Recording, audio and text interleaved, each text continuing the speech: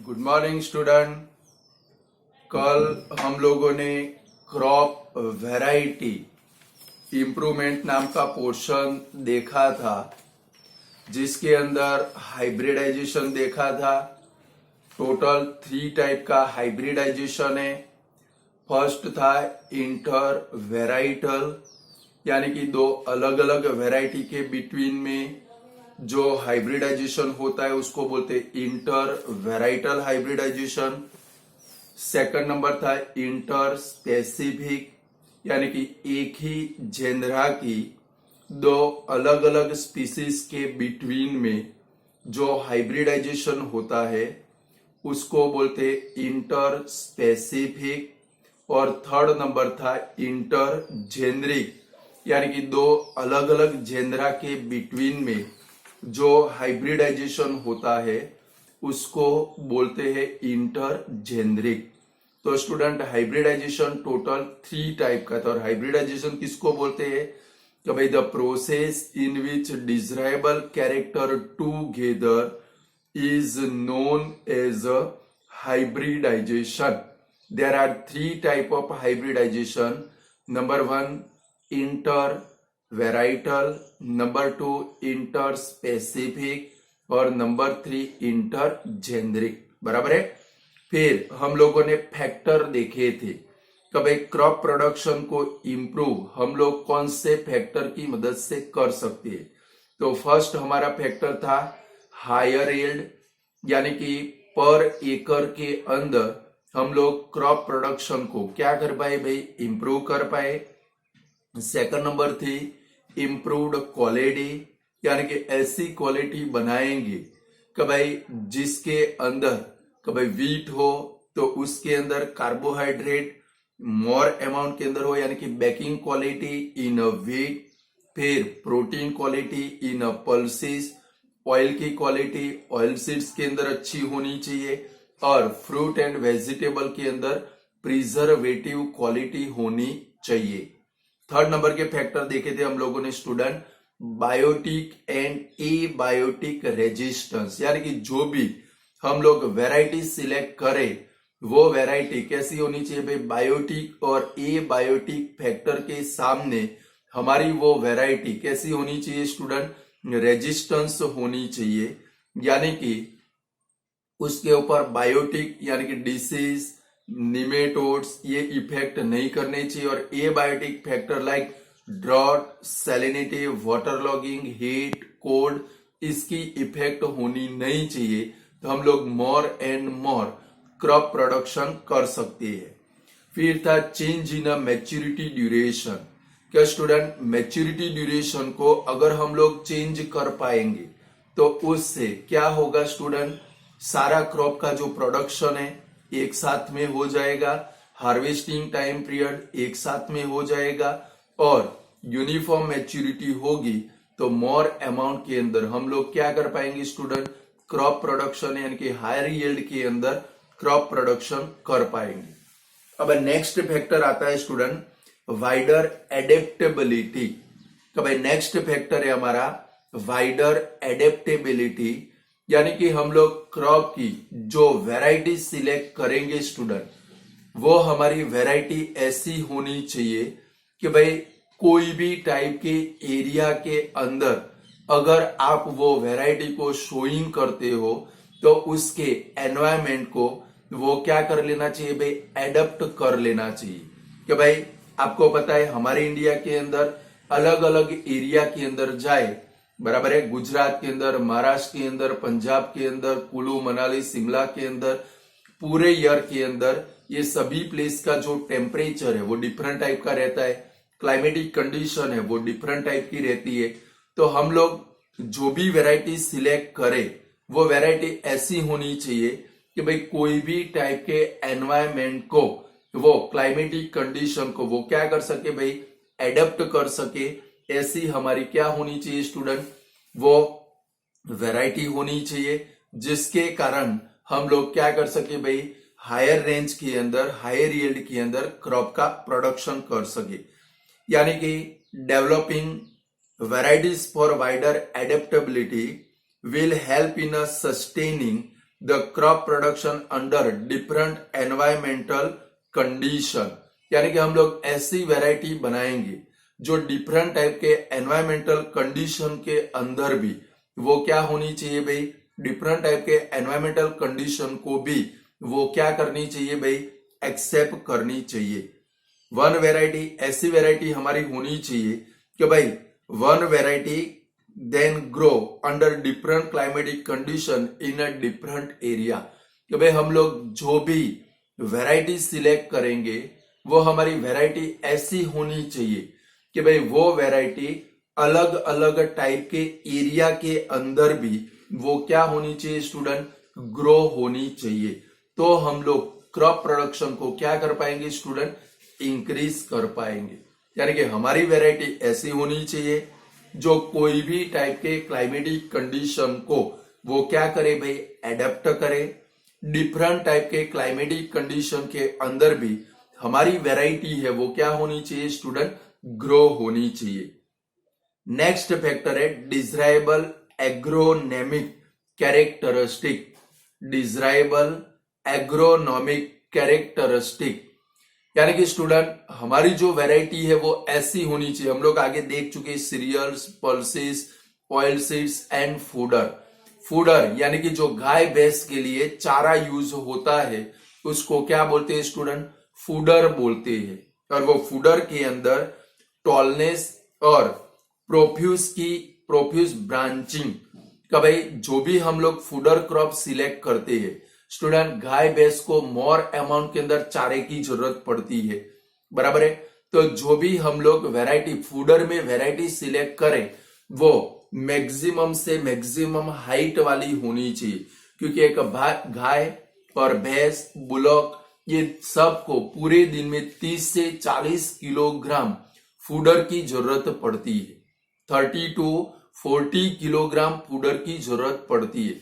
यानी कि वो फूडर क्रॉप जितना टॉल होगा, और सेकंड नंबर उसमें मोर अमाउंट में क्या बननी चाहिए स्टूडेंट, ब्रांच बननी चाहिए। कभी एक सीड्स हमने लगाया ओट, लाइक देखो सुदान ग्रास, ओट, एक सीड्स लगाया तो एक ही प्लांट ग्रो होना नहीं चाहिए, भले एक प्लांट बना, बट उसमें से मोर अमाउंट के अंदर क्या निकलनी चाहिए स्टूडेंट, ब्रांच निकलनी चाहिए। जितनी ब्रांच निकलेगी, जितनी मोर अमाउंट के अंदर ब्रांच निकलेगी उतनी उसके अंदर क्या होगा स्टूडेंट, मोर अमाउंट के अंदर वो क्या होगा भाई, इंक्रीज होगा। यानी कि जो क्रॉप प्रोडक्शन है, जो फूडर का प्रोडक्शन है वो क्या होगा भाई, इंक्रीज होगा। भाई एक सीड्स में से एक से ज्यादा हमें क्या मिलेंगे, उसकी ब्रांचेस मिलेगी। यानी कि जो फूडर क्रॉप है वो फूडर क्रॉप के अंदर कौन से कैरेक्टर होने चाहिए, टॉलनेस के कैरेक्टर, और उसके अंदर मोर एंड मोर अमाउंट के अंदर क्या बननी चाहिए स्टूडेंट, ब्रांच बननी चाहिए। सेम जो सीरियल्स है, सीरियल्स यानी कि आप लोग पढ़ चुके वीट, जुआर, बाजरा, मेज, कि भाई ये जो सीरियल्स है वो सीरियल्स के अंदर ड्राफनेस का कैरेक्टर होना चाहिए। सीरियल्स के अंदर कौन सा कैरेक्टर होना चाहिए स्टूडेंट, ड्राफनेस। यानी कि सीरियल्स के प्लांट, सपोज वीट आपने अपने फार्म के अंदर लगाए तो वो वीट के जो प्लांट है वो ज्यादा हाइट वाले होने नहीं चाहिए, मिनिमम 1.5 से 2 फीट हाइट वाले होने चाहिए। कितने होने चाहिए, 1.5 से 2 फीट। इसका मेन बेनिफिट कौन सा होगा, जितना प्लांट हाइट बढ़ाएगा उतने मोर अमाउंट में उसको किसकी जरूरत पड़ेगी स्टूडेंट, न्यूट्रिएंट की जरूरत पड़ेगी। आपको मोर एंड मोर अमाउंट के अंदर उनको क्या देने पड़ेंगे स्टूडेंट, फर्टिलाइजर देने पड़ेंगे। यानी कि सीरियल्स के अंदर मेन कैरेक्टर अगर कोई है तो वो कौन सा होना चाहिए, ड्वार्फनेस का कैरेक्टर होना चाहिए।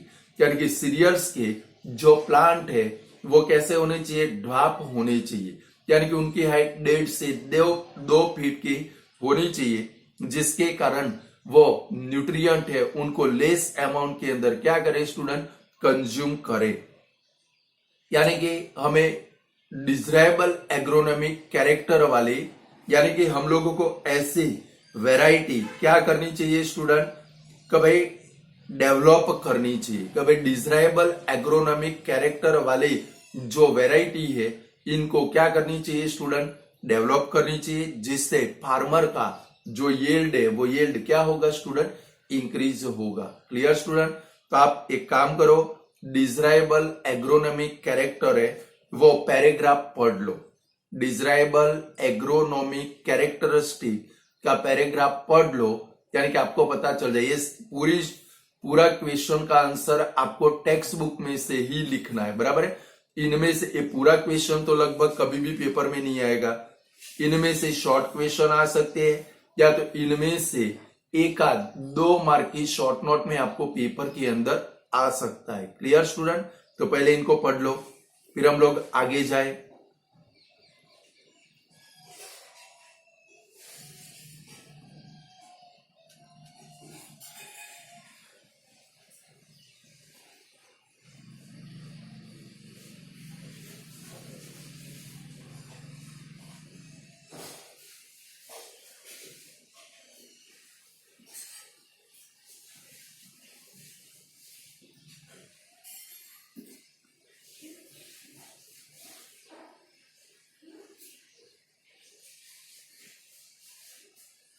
चलो पढ़ लिया स्टूडेंट।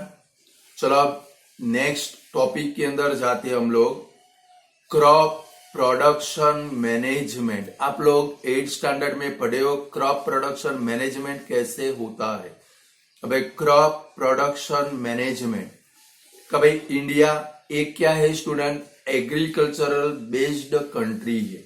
ऐसे बहुत सारे कंट्री है जो क्या है भाई, एग्रीकल्चरल बेस्ड कंट्री है, और जो एग्रीकल्चरल प्रैक्टिस होती है स्टूडेंट, वो स्मॉल से लेके लार्ज फार्म के अंदर क्या होता है स्टूडेंट, एग्रीकल्चरल प्रोडक्शन होता है। तो भाई इंडिया और इंडिया के जैसे दूसरे जो एग्रीकल्चरल बेस्ड कंट्री है, वो सभी एग्रीकल्चरल बेस्ड कंट्री के अंदर जो फार्मिंग प्रैक्टिस होती है, वो फार्मिंग प्रैक्टिस स्मॉल से लेके वेरी लार्ज फार्म के अंदर स्टूडेंट क्या होती है भाई, फार्मिंग प्रैक्टिस होती है।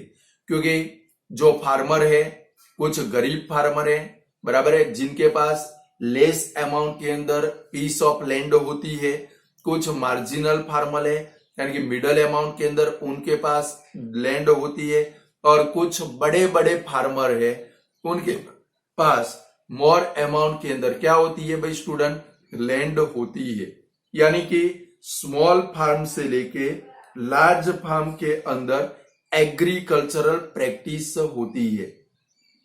अलग अलग इसके ऊपर से स्टूडेंट जो फार्मर है, वो फार्मर 3 टाइप के फार्मर है, स्मॉल फार्मर, बिग फार्मर और मार्जिनल फार्मर। आपकी टेक्स्ट बुक में नहीं है, स्मॉल फार्मर, मार्जिनल फार्मर और बिग फार्मर। ऐसा नहीं है स्मॉल फार्मर यानी कि उनकी हाइट 2 से 3 फीट होगी, मार्जिनल फार्मर यानी कि इनकी हाइट 4 से 5 फीट होगी निस्वा बेन, और बिग फार्मर यानी कि उनकी हाइट 6 से 7 फीट की होगी। ऐसा नहीं होता है। तो भाई फार्मर जिसके पास 2 से 3 बीघा जमीन है, उसको क्या बोलते हैं स्टूडेंट, स्मॉल फार्मर। फिर फार्मर जिसके पास 5 से 15 बीघा तक जमीन है, उसको क्या बोलते हैं भाई, मार्जिनल फार्मर। और 15 बीघा से ज्यादा जिसके पास जमीन है, उसको क्या बोलते हैं स्टूडेंट, बिग फार्मर बोलते हैं। बराबर, हाइट के हिसाब से नहीं सोचना है कि भाई एग्रीकल्चरल प्रैक्टिस होती है वो स्मॉल फार्म से लेके कहां तक होती है भाई, लार्ज फार्म तक होती है। डिफरेंट टाइप के जो फार्मर है अभी हमने देखे कि भाई स्मॉल फार्मर है तो 2 से 3 बीघा जमीन है, मार्जिनल फार्मर है तो उसके पास मिनिमम 5 से 15 बीघा तक जमीन है, और जो बिग फार्मर है उसके पास क्या है भाई, मोर अमाउंट के अंदर 15 बीघा से क्या है भाई, ज्यादा जमीन प्रेजेंट है। ये जमीन के अंदर एग्रीकल्चरल प्रैक्टिस करने के लिए जो फार्मर है, वो फार्मर के पास मनी और जो इंफॉर्मेशन होती है, साइंटिफिक टेक्नोलॉजी जो होती है, उसकी उनको जरूरत पड़ती है। तो भाई खेती बाड़ी करने के लिए किसकी जरूरत पड़ती है, पहले मनी की, और सेकंड नंबर किसकी जरूरत पड़ती है भाई, डिफरेंट टाइप की इंफॉर्मेशन, डिफरेंट टाइप की टेक्नोलॉजी की उनको क्या पड़ती है स्टूडेंट, जरूरत पड़ती है। इन शॉर्ट के अंदर बोले तो फार्मर जो है वो फार्मर की मनी यानी कि फाइनेंशियल कंडीशन जो है वो डिफरेंट प्रैक्टिस भाई फार्मर की फाइनेंशियल कंडीशन है, वो फाइनेंशियल कंडीशन के ऊपर फार्मिंग की डिफरेंट प्रैक्टिस है वो डिपेंडेबल होती है। डिफरेंट साइंटिफिक टेक्नोलॉजी है, वो साइंटिफिक एग्रीकल्चरल टेक्नोलॉजी भी फार्मर की जो मनी यानी कि फाइनेंशियल कंडीशन है उसके ऊपर डिपेंडेबल होती है। स्टूडेंट अगर 2 से 3 बीघा जमीन है तो अपने बुलॉक रखता है, उसकी मदद से खेती बाड़ी करता है। 5 से 15 बीघा जमीन है, वो बुलॉक तो रखता नहीं है बट ट्रैक्टर की मदद से, उसके पास ट्रैक्टर होता नहीं है तो दूसरे पर्सन जिनके पास ट्रैक्टर होता है उसकी मदद से पैसे देकर वो क्या करता है भाई फार्मिंग प्रैक्टिस करता है। और जो बिग फार्मर है जिनके पास मोर अमाउंट के अंदर लैंड है, ज्यादा मनी है, वो साइंटिफिक टेक्नोलॉजी यानी कि उनके पास खेती बाड़ी करने के सारे इंस्ट्रूमेंट प्रेजेंट होते हैं। यानी कि स्टूडेंट हम लोग देखे कि भाई हायर इनपुट और यील्ड उसका क्या है भाई को रिलेशन है। यानी कि फार्मर है स्टूडेंट कि भाई फार्मर की जो क्रॉपिंग सिस्टम है वो क्रॉपिंग सिस्टम डिसाइड करने की उनकी जो प्रैक्टिस है वो प्रैक्टिस किसके ऊपर डिपेंडेबल है स्टूडेंट, उनके फाइनेंशियल कंडीशन के ऊपर है। और फार्मर लोग जो फार्मिंग प्रैक्टिस करते हैं, क्रॉप प्रोडक्शन की जो फार्मिंग प्रैक्टिस करते हैं उसके 3 मेन एम है। फर्स्ट कौन सा होना चाहिए भाई, no cost production, second number low cost production और थर्ड नंबर है कि भाई student high cost production. Farming की जो प्रैक्टिस है वो फार्मिंग की जो प्रैक्टिस है वो प्रैक्टिस के अंदर 3 एम इन्वॉल्व होते हैं। फर्स्ट है नो कॉस्ट प्रोडक्शन, यानी कि खेती बाड़ी करे वो खेती बाड़ी के अंदर कोई भी टाइप का कॉस्ट यानी कि उनको खर्चा करना पड़ता नहीं है, जिसको क्या बोलते हैं student, no cost production. Second number है low cost production, LOW, low cost production, यानी कि खेती बाड़ी करे बट जो खर्चा उनका होता है फर्टिलाइजर का खर्चा, पेस्टिसाइड का खर्चा, वो कैसा हो भाई, वेरी लो हो, तो उसको क्या बोलते हैं स्टूडेंट, लो कॉस्ट प्रोडक्शन।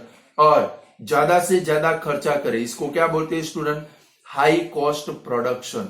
यानी कि फार्मिंग की ये 3 मेन प्रैक्टिस है। फर्स्ट है नो कॉस्ट प्रोडक्शन, सेकंड है लो कॉस्ट प्रोडक्शन और थर्ड नंबर है स्टूडेंट हाई कॉस्ट प्रोडक्शन। तो यहां पर एक क्वेश्चन बनता है, वो क्वेश्चन आप लिखोगे, लिखो question, which are crop production practices, which are crop production practices। तो उसका आंसर क्या बनेगा भाई, the crop production practices are, last 2 लाइनें क्रॉप प्रोडक्शन मैनेजमेंट के अंदर, वो पैराग्राफ में सबसे लास्ट 2 लाइनें अंडरलाइन करो, उसके नीचे no cost production, low cost production और थर्ड नंबर कौन सा है भाई, high cost production are the practices of crop production. Clear student, इसमें से यही क्वेश्चन आ सकता है। चलो अब आगे हमें जाना है, मोस्ट इंपोर्टेंट हमारी शॉर्ट नोट आ रही है, लिखो, right a short note on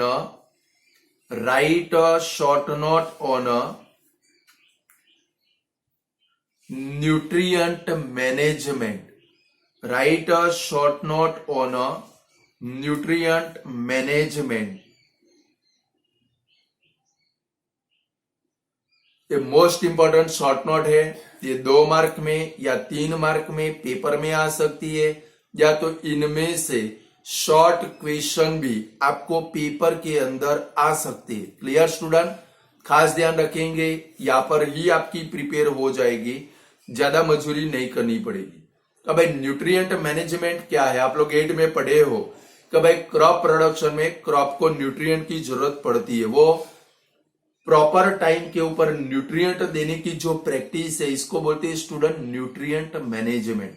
like student जैसे हमें हमारी बॉडी के ग्रोथ और डेवलपमेंट के लिए, हमें हमारी बॉडी के ग्रोथ एंड डेवलपमेंट के लिए, आप बॉर्न हुए छोटे से थे, 0.25 फीट ये थे, 1 फीट भी आपकी हाइट नहीं थी। आज लगभग आप में से बहुत सारे लोगों का वर्टिकल ग्रोथ भी हो गया, हॉरिजॉन्टल ग्रोथ भी हो गया। तो वो ग्रोथ के लिए किसकी जरूरत पड़ती है स्टूडेंट?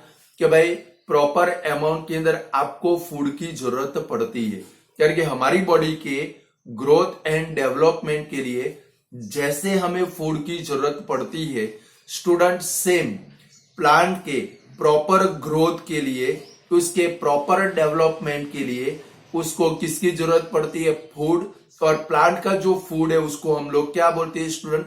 न्यूट्रिएंट बोलते हैं। क्या बोलते हैं स्टूडेंट? न्यूट्रिएंट बोलते हैं। यानी कि हमें अपनी बॉडी के प्रॉपर ग्रोथ के लिए फूड की जरूरत पड़ती है, सेम प्लांट को अपने प्रॉपर ग्रोथ एंड डेवलपमेंट के लिए किसकी जरूरत पड़ती है स्टूडेंट? न्यूट्रिएंट की जरूरत पड़ती है। अगर प्लांट को हम लोग प्रॉपर अमाउंट में न्यूट्रिएंट नहीं देंगे, देखो कुपोषण होता है ना, हम लोग टीवी के अंदर देखते हैं कि भाई कुपोषण का शिकार बहुत सारे बच्चे हमारे इंडिया के अंदर कुपोषण के शिकार है। उसका मेन कॉज कौन सा है? उनको उनके चाइल्डहुड के अंदर जो प्रॉपर न्यूट्रिएंट मिलना चाहिए वो प्रॉपर न्यूट्रिएंट उनको मिलता नहीं है। बराबर है स्टूडेंट? आपको तो प्रॉपर न्यूट्रिएंट मिला है, आपके मम्मी और पापा ने अच्छे से आपको खाना खिलाया है, तो आपका प्रॉपर ग्रोथ एंड डेवलपमेंट हुआ है। बट जिन बच्चों को चाइल्डहुड के अंदर प्रॉपर न्यूट्रिशन नहीं मिलता है वो कुपोषण के शिकार बन जाते, उनका अच्छे से ग्रोथ हो पाता नहीं है। सेम क्रॉप को भी प्रॉपर हम लोग न्यूट्रिशन न दे, उसको न्यूट्रिएंट न मिले तो उसका भी प्रॉपर ग्रोथ होता नहीं है, और प्रॉपर ग्रोथ न हो तो उसके ऊपर अच्छे से सीड्स भी लगते नहीं है, और क्रॉप प्रोडक्शन जो होना चाहिए वो कैसा हो जाता है स्टूडेंट? लेस हो जाता है। तो स्टूडेंट क्रॉप 3 जगह से क्रॉप है, वो 3 प्लेस से क्रॉप को क्या मिलते हैं भाई? न्यूट्रिएंट मिलते हैं। वाटर में से, सॉइल में से और एयर में से क्रॉप जो है वो अपनी न्यूट्रिएंट की जरूरत है उसको वो क्या करता है भाई? फुलफिल करता है। क्योंकि जो न्यूट्रिएंट है वो न्यूट्रिएंट प्लांट को कहां से सप्लाइड होते हैं? कि भाई nutrient are supplied to plant from air, water and soil. कि भाई nutrient are supplied to crop from air, water and soil. Student अब मैं जो बोलने जा रहा हूं उसको खास याद रखना है। एयर में से क्रॉप को 2 न्यूट्रिएंट मिलते हैं। अब जो बोलूं वो अक्षरशः दिमाग में पेट करना है कि भाई क्रॉप अपना न्यूट्रिएंट कहां से ऑब्टेन करते हैं भाई? एयर में से, वाटर में से एंड सॉइल में से। एयर में से 2 न्यूट्रिएंट मिलते हैं, एक है कार्बन एंड दूसरा है ऑक्सीजन। एयर में से क्रॉप को 2 न्यूट्रिएंट मिलते हैं, कार्बन एंड ऑक्सीजन। वाटर में से क्रॉप को 1 न्यूट्रिएंट मिलता है, हाइड्रोजन। एयर में से क्रॉप को 2 न्यूट्रिएंट मिलते हैं, कार्बन एंड ऑक्सीजन। नाम खास याद रखोगे। क्रॉप को टोटल 16 न्यूट्रिएंट की जरूरत है स्टूडेंट। जो भी क्रॉप प्रोडक्शन होता है हर एक क्रॉप को टोटल 16 न्यूट्रिएंट की जरूरत होती है, और 16 के 16 नेम हमको आने चाहिए। आपको आ जाएंगे, चिंता मत करो, मैं बैठा हूं ना। तो 2 न्यूट्रिएंट वो कहां से ऑब्टेन करते हैं? एयर में से। एयर में से कौन से न्यूट्रिएंट ऑब्टेन करते हैं student? Carbon and oxygen. 1 nutrient उनको वाटर में से मिलता है, और वाटर में से कौन सा न्यूट्रिएंट ऑब्टेन करते हैं स्टूडेंट? हाइड्रोजन। कौन सा ऑब्टेन करते हैं? हाइड्रोजन। 3 निकल गए। 2 एयर में से, 1 कहां से मिलता है स्टूडेंट? वाटर में से। बाकी बचे 1, 3, 13 न्यूट्रिएंट जो क्रॉप है, जो प्लांट है, वो सॉइल में से ऑब्टेन करते हैं। क्रॉप को टोटल कितने न्यूट्रिएंट की जरूरत है? 16 न्यूट्रिएंट। 16 में से 2 न्यूट्रिएंट कहां से ऑब्टेन करते हैं स्टूडेंट? एयर में से। एयर में से कौन से न्यूट्रिएंट ऑब्टेन करते हैं student? Oxygen and carbon. Second number, water में से एक न्यूट्रिएंट ऑब्टेन करते हैं, कौन सा स्टूडेंट? हाइड्रोजन, वो क्या करते हैं? ऑब्टेन करते हैं। सॉइल में से क्रॉप को यानी कि प्लांट को टोटल 13 न्यूट्रिएंट ऑब्टेन होते, 1 3 13, बराबर है। दो एयर में से, एक वाटर में से, 3 निकल गए 16 में से, 1 3 13 बचे।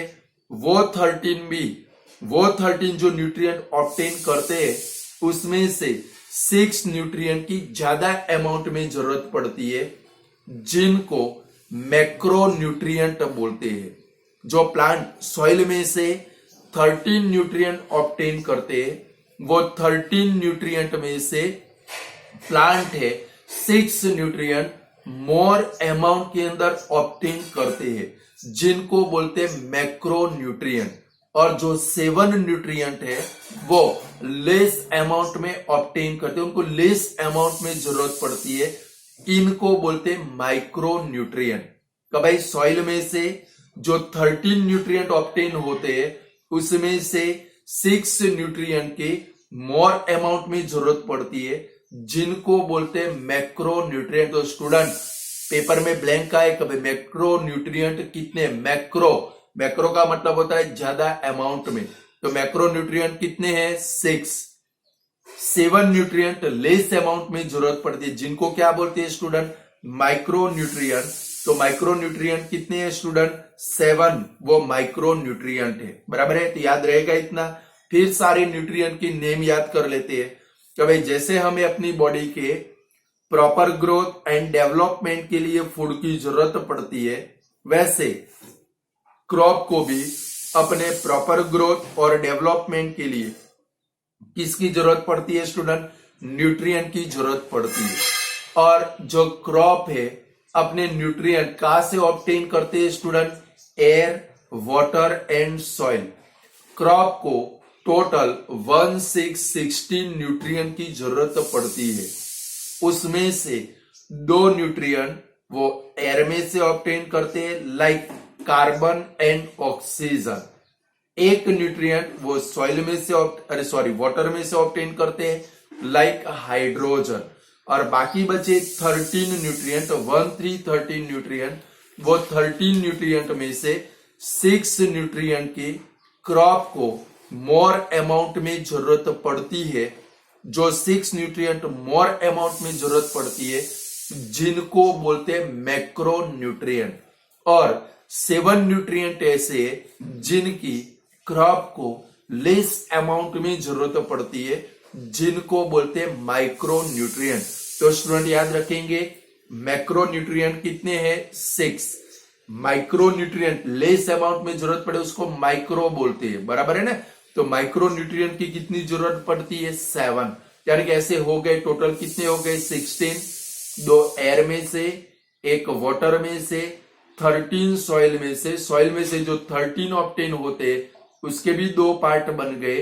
6 कैसे है भाई? लार्ज अमाउंट में जरूरत पड़ती है, जिनको हम लोग क्या बोलते हैं स्टूडेंट? Macro nutrient.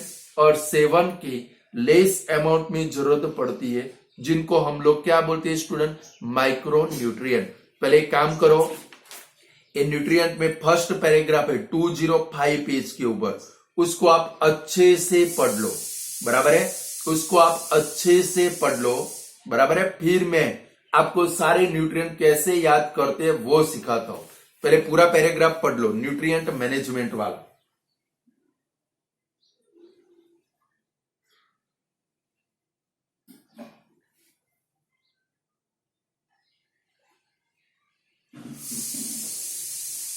पूरा पैराग्राफ पढ़ लो। मैंने जो बोला वो आया कि गप्पाडे लगे, वो आपको चेक करना है। जहां पर जरूरत लगे मैक्रो न्यूट्रिएंट आए वहां पर अंडरलाइन करोगे, 6 के नीचे अंडरलाइन करोगे। माइक्रो न्यूट्रिएंट आए वहां पर अंडरलाइन करोगे। 7 है वो एयर में से 2 मिलते हैं, उसके नीचे अंडरलाइन करोगे। वाटर में से 1 मिलता है, उसके नीचे अंडरलाइन करोगे।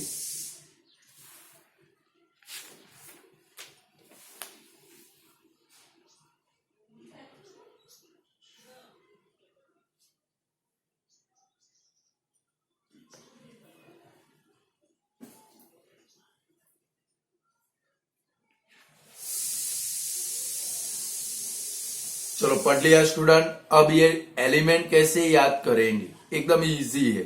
चलो पहले एयर, एयर में से दो मिलते हैं, आप भी मेरे साथ में बोलोगे oxygen and carbon. Student air में से कौन से एलिमेंट प्लांट को मिलते हैं, दो एलिमेंट, कौन से, ऑक्सीजन एंड कार्बन।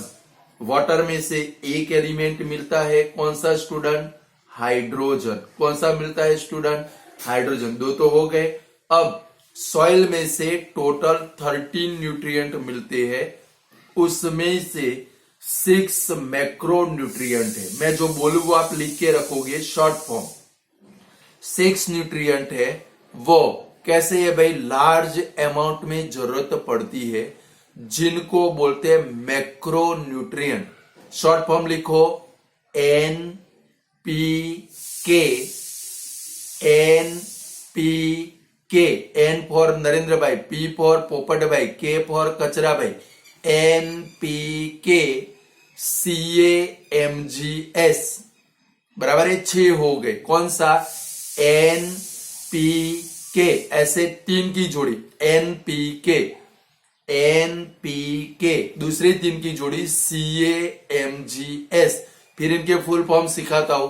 तो स्टूडेंट मैक्रोन्यूट्रिएंट कौन से, तो NPK, CAMGS, N for nitrogen, P for potassium, P for phosphorus, K for potassium. N का फुल फॉर्म कौन सा, नाइट्रोजन। P का फुल फॉर्म कौन सा, पटेल मत लिख देना, P का फुल फॉर्म कौन सा, फॉस्फोरस। K का फुल फॉर्म कौन सा, पोटेशियम। फिर बाकी 3 है CAMGS, CA means calcium, MG means magnesium, S means sulphur. पूरे दिन बोल बोल करोगे यार कि भाई मैक्रोन्यूट्रिएंट 6 कौन से, तो स्टूडेंट 6 मैक्रोन्यूट्रिएंट कौन से, NPK, CAMGS, ऐसे बोलेंगे। मैक्रोन्यूट्रिएंट कौन से, NPK, CAMGS, N for nitrogen, P for phosphorus, K for potassium, फिर CA for calcium, MG for magnesium, S for sulphur. Clear, 6 macronutrient. फिर से बोलो मैक्रोन्यूट्रिएंट कौन से, पहले शॉर्ट फॉर्म बोलोगे, कौन से, NPK, CAMGS। फिर से बोलो कौन से, NPK, CAMGS, N for nitrogen, P for phosphorus, K for potassium, P for potassium मत लिख देना, P फॉर फॉस्फोरस है, और K फॉर क्या होता है, पोटेशियम, बराबर है। फिर CA for calcium, MG for magnesium, और S फॉर सल्फर। फिर से बोल जाओ तो N for nitrogen, P for phosphorus, K for potassium, CA for calcium, MG for magnesium, और S for sulphur. 7 nutrient less amount में जरूरत है, जिनको क्या बोलते हैं स्टूडेंट, माइक्रो न्यूट्रिएंट। तो माइक्रो न्यूट्रिएंट भी ऐसे याद रखेंगे, आप लिख के रखो FeMnB, लिखो FeMnB, फिर लिखो ZnCuCl, और लास्ट में लिखो MD। 7 नाम लिखने, कौन सा, FeMnB, 3 की जोड़ी बन गई FeMnB, दूसरे 3 की जोड़ी ZnCuCl, और लास्ट में एक MD। चलो अब इनके फुल नेम याद रखे। Fe मीन्स आयन होता है, आयन का सिंबल है। Fe मीन्स कौन सा होता है, आयन। Mn यानी कि मैंगनीज, Mn यानी कि कौन सा student, manganese.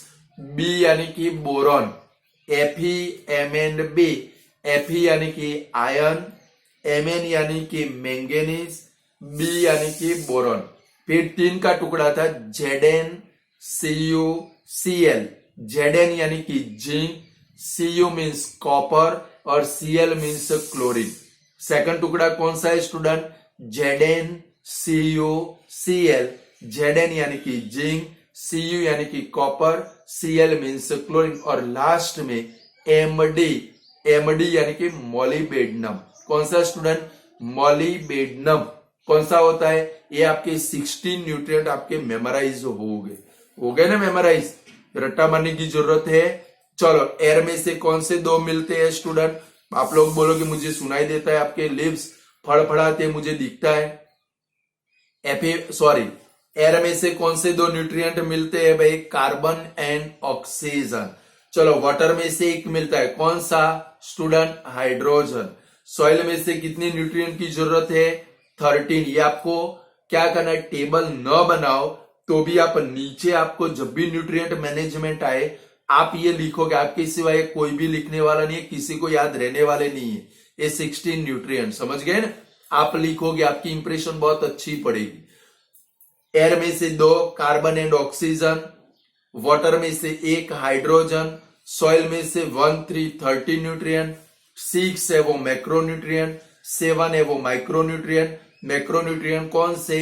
NPK, CA, MgS। N for nitrogen, P for phosphorus, K for potassium, CA for calcium, Mg for magnesium और S फॉर सल्फर। क्लियर? फिर माइक्रोन्यूट्रिएंट 7 है Fe, MnB, ZnCu, Cl, Md। कौन से? Fe। पूरे दिन में इसको आप क्या करोगे? गुनगुनाओगे। लाइक एक सॉन्ग गाते हो ना आप लोग पूरे दिन में, ऐसे गाओगे भाई मैक्रो। तो कौन से? NPK, CA, MgS। फिर माइक्रो कौन से? 7। कौन से? Fe, MnB, ZnCu, Cl, S। ऐसे गुनगुनाओगे। चलो Fe means iron, Mn means manganese, B for boron, Zn means zinc, Cu means copper, Cl means chlorine और लास्ट में कौन सा? Md यानी कि मॉलिबेडनम। बोलो स्टूडेंट, याद रहेंगे? अगर क्रॉप को हम लोग प्रॉपर अमाउंट के अंदर न्यूट्रिएंट नहीं देंगे, अगर हम लोग क्रॉप को प्रॉपर अमाउंट के अंदर ये 16 न्यूट्रिएंट नहीं देंगे तो इनकी क्रॉप के अंदर क्या होगी स्टूडेंट? डेफिशिएंसी होगी। और डेफिशिएंसी होगी तो उसके कारण क्रॉप की जितनी भी सारी फिजियोलॉजिकल प्रोसेस है वो सभी फिजियोलॉजिकल प्रोसेस के ऊपर इसकी क्या होगी स्टूडेंट? इफेक्ट होगी।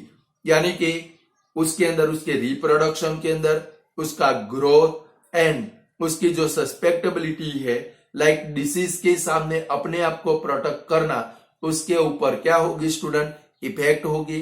यानी कि हमें हायर यील्ड लेना है, हायर क्रॉप प्रोडक्शन करना है तो क्रॉप को प्रॉपर अमाउंट के अंदर, प्रॉपर टाइम के ऊपर ये 16 न्यूट्रिएंट क्या करने पड़ेंगे स्टूडेंट? प्रोवाइड करनी पड़ेंगे। बोलो न्यूट्रिएंट मैनेजमेंट याद रह जाएगा। टोटल कितने न्यूट्रिएंट? 16।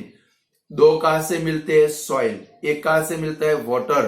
13 कहां से मिलते हैं? सॉइल। सॉइल में से 2 टाइप के ज्यादा अमाउंट में जरूरत है, large amount 6 macronutrient, less amount 7 micronutrient. Air में से कौन से 2 मिलते हैं? Carbon and oxygen. वाटर में से 1 हाइड्रोजन। सॉइल में से मैक्रो कौन से? NPK, CA, MgS। माइक्रोन्यूट्रिएंट कौन से? तो Fe, MnB, ZnCu, Cl और Md। क्लियर? पूरी शॉर्ट नोट बोलो, अब लिख पाओगे? रट्टा मारने की कोई जरूरत है? अपने वर्ड में लिखनी है। मैंने जो बोला उतना याद रख के उसको वर्ड के अंदर कन्वर्ट कर देना है। Clear student? तो आज इतना रखते हैं। अब नेक्स्ट में आप मैन्योर, फर्टिलाइजर पढ़ के बैठोगे, यानी कि हम लोग नेक्स्ट वीडियो के अंदर मैन्योर और फर्टिलाइजर की क्या करेंगे स्टूडेंट? स्टडी करेंगे। बराबर है? तो आज इतना रखते हैं। Good bye student.